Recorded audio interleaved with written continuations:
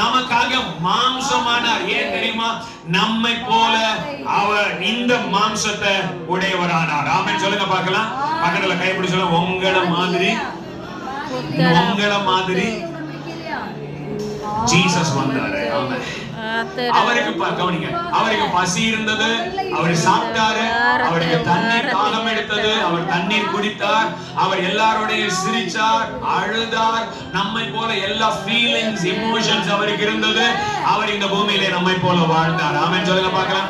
இந்த சத்தத்தை கேட்டுக்கொண்டிருக்கிற யாராகிலும் இயேசுவை பற்றிய சரியான அறிவில்லாதவர்களாய், ஒருவேளை ஜீசஸ் 2000 வருஷத்துக்கு முன்னாடி வந்த ஒரு கிறிஸ்துவ மதத்தை உண்டாக்க வந்தவர் என்பதாக அறிவிப்பீர்கள் என்றால், நான் உங்களுக்கு சொல்லுகிறேன், இந்த இயேசு 2000 வருஷங்களுக்கு முன்பதாக மனுஷனாய் வந்தவர் மாத்திரமல்ல, இவர் ஆதியிலிருந்து வார்த்தையாய் இருந்த ஒரு கடவுள்.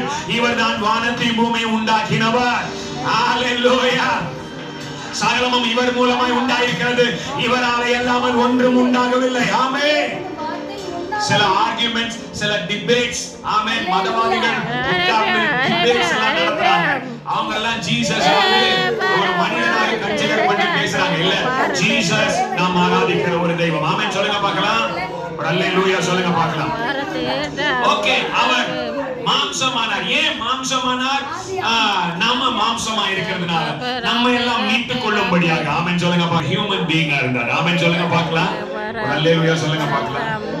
ஆனால் நமக்கும் அவருக்கு இடையில இருக்கிற பெரிய வித்தியாசம் என்னன்னா, நாம் மனுஷனுடைய வித்தினாலே உண்டானவர்கள், அவர் பரிசுத்த ஆவியினாலே கர்ப்பம் தரித்தவர். ஆமென் சொல்லுங்க பார்க்கலாம்.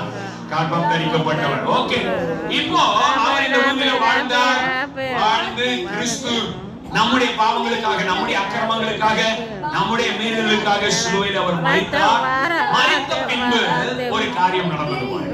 அதைதான் நாம் எபேசியர்ல வாசிக்கிறோம். தாம் கிறிஸ்துவை மரித்தோரில் இருந்து எழுப்பி, Father God இந்த ஜீசஸ மரித்தோரில் இருந்து எழுப்பினார். எத்தனை பேர் ஆமென் சொல்றீங்க?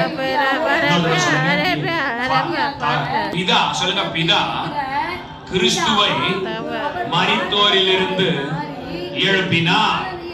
இயேசு கிறிஸ்து 33 வருடம் வாழ்ந்து, அவர் சிலுவையிலே அடிக்கப்பட்டு ரத்தம் சிந்தி மரித்தார். இப்பொழுது மரித்தவர்களோட அந்த ஆமென் கல்லறையில மரித்த நிலைமையில அவருடைய சரீரம் வைக்கப்பட்டிருந்தது. ஒரு அற்புதம் என்னன்னா, ஃபாதர் காட் கிறிஸ்துவை மரித்தோரில் இருந்து எழுப்பினார். விசுவாசிக்கிறவர் அல்லேலூயா சொல்லுங்க பார்க்கலாம்.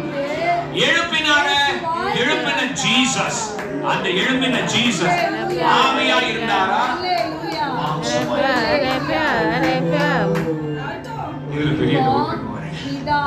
அவர் உயிரோட எழுப்பினார?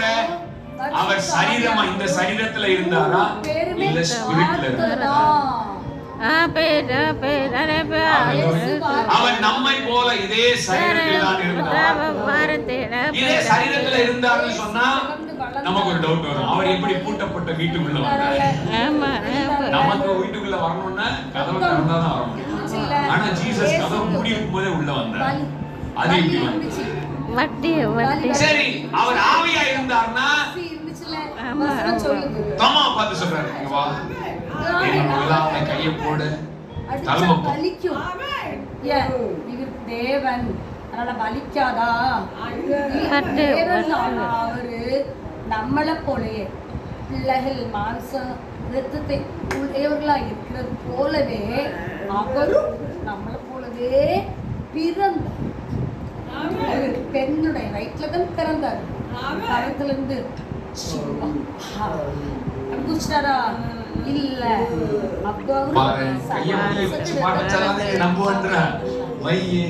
அவர் அப்பத்தை எடுக்கிறார், அதை உடைக்கிறார், அதை கொடுக்கிறார். என்னை கவனிக்கணும். அவர் அல்லேலூயா சொல்லுங்க பார்க்கலாம். சீசர்கள் எல்லாம் மீன் பிடிச்சிட்டு இருக்காங்க. கரைக்கு வந்தா கரையில கர்த்தர் நல்ல மசாலா போட்டு பொரிச்ச மீன்களோட காத்துட்டு இருக்காரு. ஆண்டவர் எப்படி அதே சரீரத்துல, நீங்க நல்லா கவனிக்கணும், கிறிஸ்துவை மரித்தோரிலிருந்து கர்த்தர் எழுப்பினார்ல, எழுப்பின அந்த சரீரம் இப்படிப்பட்ட வல்லமையுடையதா இருந்தது. எப்படி இருந்தது? பூட்டப்பட்ட வீட்டுக்குள்ள இந்த சரீரம் உள்ளே பிரவேசித்தது.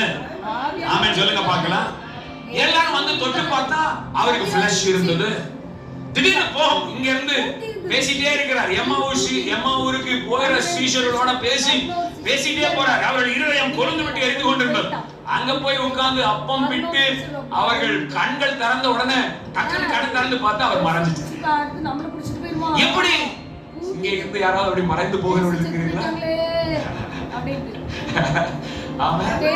நம்மள சரீரத்துல தான் இருக்கும். ஆனா அவர் என்ன செஞ்சார்னா மறைந்து போனார். என்ன நடந்தது? பிதா கிறிஸ்துவை மரித்தோரிலிருந்து எழுப்பினார்.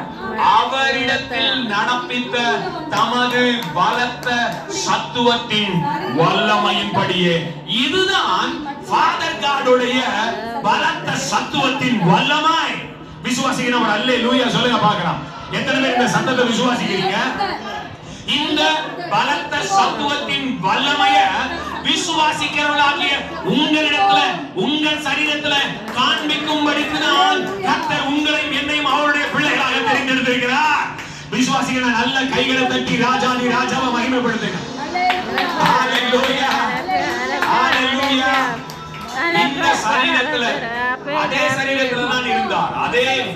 அதே காயங்களோட, அதே தழும்புகளோட, அதே சரீரத்தில் தான் இருந்தார். ஆனால் அவர் பூட்டப்பட்ட வீட்டுக்குள்ள திடீர்னு மறைஞ்சு போயிட்டார். பாருங்க, ஆதி அப்போஸ்தலர் நாட்கள்ல இந்த மாதிரியான மூவ்ஸ் இருந்துச்சு. பாருங்க, பிலிப்பு அந்த மந்திரிக்கு அந்த ஞானஸ்நானம் கொடுத்து முடிச்ச உடனே பிலிப்பு டக்குன்னு காணாம போயிட்டார். இன்னைக்கு கவனிக்கணும். ஒரு அல்லேலூயா சொல்லுங்க. இப்படிப்பட்ட பலத்த சத்துவத்தின் வல்லமைய சபையில விசுவாசிக்கிறவர்கள் நடுவில் உங்கள் சரீரத்துல காண்பிக்க வேண்டும் என்பதுதான் தேவனுடைய சித்தமாய். பலவீனத்தை நினைச்சு பயப்படாதீங்க. இந்த சரீரத்துல உண்டாயிருக்கிற சோர்வுகளை நினைச்சு பயப்படாதீங்க. இந்த சரீரத்துல இருக்கிற பலவீனத்தை நினைச்சு பயப்படாதீங்க. உங்களுக்கு ஒரு நம்பிக்கை உண்டாகட்டும். கிறிஸ்துவை மரித்தோரில் இருந்து எழுப்பும்படிக்கு அவரிடத்தில் நடப்பித்த தமது பலத்த சத்துவத்தின் வல்லமைய உங்க மேல நடப்பிக்க